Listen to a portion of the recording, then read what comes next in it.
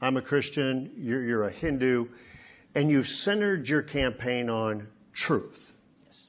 So a question a lot of the caucus goers have is, what truth? Yes. Where do you find it? Where do you discover it? And then how do you discern it and how do you apply it?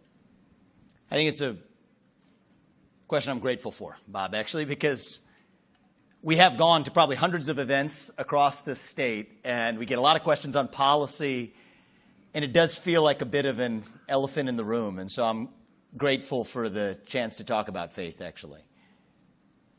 My faith is what gives me my freedom. In many ways, my faith is what led me to this presidential campaign, actually. I'll tell you about why. But let me just tell you about my faith. I haven't talked about this on the campaign trail yet. I'll tell you my faith. I'm Hindu. I believe there's one true God. I believe God put each of us here for a purpose. My faith teaches me that we have a duty, a moral duty, to realize that purpose, that we're God's instruments. He works through us in different ways, but we are still equal because God resides in each of us. That's the core of my faith. I grew up in a pretty traditional household. You'd certainly call, I think, a traditional household. My parents taught me family is the foundation. Respect your parents. Marriage is sacred. Abstinence before marriage is the way to go. Adultery is wrong. Marriage is between a man and a woman. Divorce is not just some preference you opt for.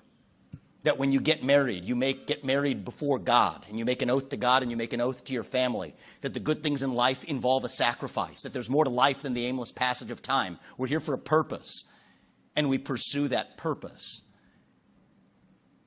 Now, is that a foreign set of values? Is that a strange set of values? I think it is if you look at parts of America today. I mean, turn on the TV. Go to the movie theater. Go to your local HR session in your corporate DEI training. We fired that department. Look, thank you. It's a great service you did. Right? I mean, you could go to universities, go to what they're teaching your kids in public schools. That would feel like foreign values, but I don't think they're foreign values to most Americans in this country. I don't think they're foreign values to those of us who are in this room today. And that's what I would say is that, so I learned, so I went to Christian high school, St. X in Cincinnati. What do we learn? We read the Ten Commandments. We read the Bible, scriptures class. God is real. There's one true God. Don't take his name in vain.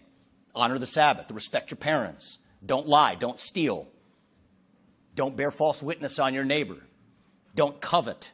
Don't commit adultery. What I learned during that time, and I was a young person at that time, is that these values, they're familiar to me. They don't belong to Hindus. But these values, they don't belong to Christians either. They belong to God, actually.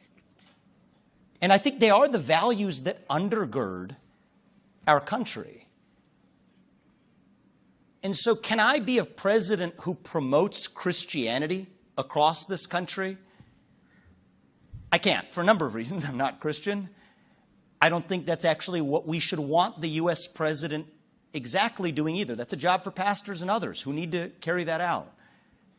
But will I stand for those fair values, for those shared values? Will I promote them in the example that we set, revive them in the next generation of Americans? You're darn right I will, because that's my duty. And I think God put us here for a purpose. And one aspect of my faith that I'll just comment on, Bob, is one of our teachings is that we don't choose who God chooses to work through.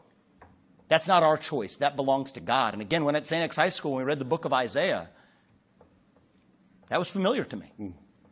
God chose Cyrus. He was a Persian. He was all the way in Persia, a Gentile, that led the Jews back to the promised land. And so we'll find out what God's plan is, and we will do our part in realizing it. But that's what led me to this campaign, called me into this, as our sense of duty and purpose. And so, yes, we are founded on Judeo-Christian values. They're values that I deeply share. Not as a pastor, but as a president. I think it's my responsibility to make faith and family and hard work and patriotism, but faith included, cool again in this country for the next generation and for these boys. Thank you for being transparent with that. Vivek.